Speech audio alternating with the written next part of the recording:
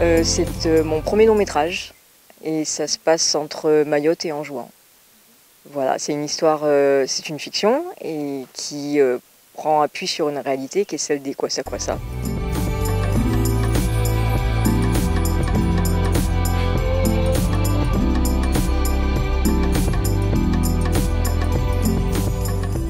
On a l'habitude quand on écrit d'être un peu vraiment dedans, de manquer de recul et puis du coup de rencontrer d'autres personnes qu'on ne connaît absolument pas et qui vont lire notre scénario.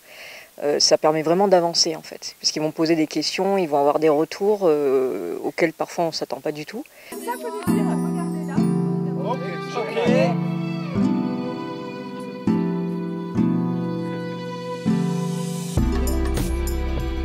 Les intervenantes sont lectrices au CNC, donc leur regard était intéressant parce que c'est un regard éclairé, professionnel.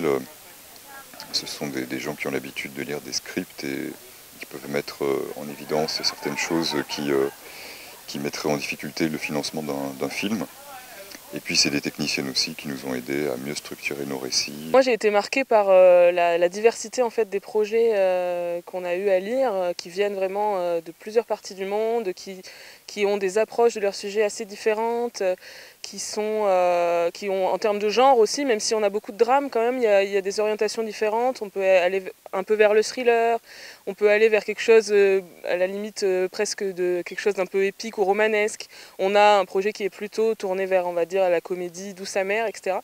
Et une chose plus méthodologique, je dirais, qui m'a vraiment marquée et qui m'a beaucoup réjouie, c'est la capacité des auteurs à réagir très vite par rapport à des choses qu'on mettait en question.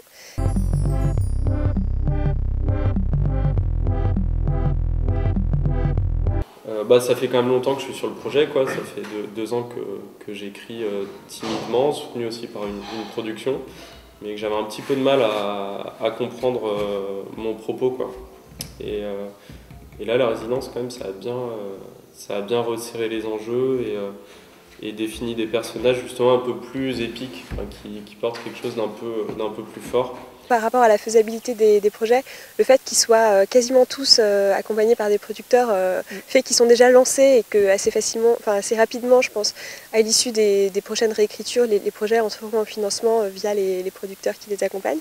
Et je pense que ceux qui n'ont pas encore de producteurs sont dans un processus d'en trouver un, donc je ne vois pas tellement de problème à ce niveau-là. Moi je trouve que c'est des projets qui ont tous le potentiel pour faire un film qui pourrait sortir en salle, mais voilà, c'est difficile d'estimer en fait.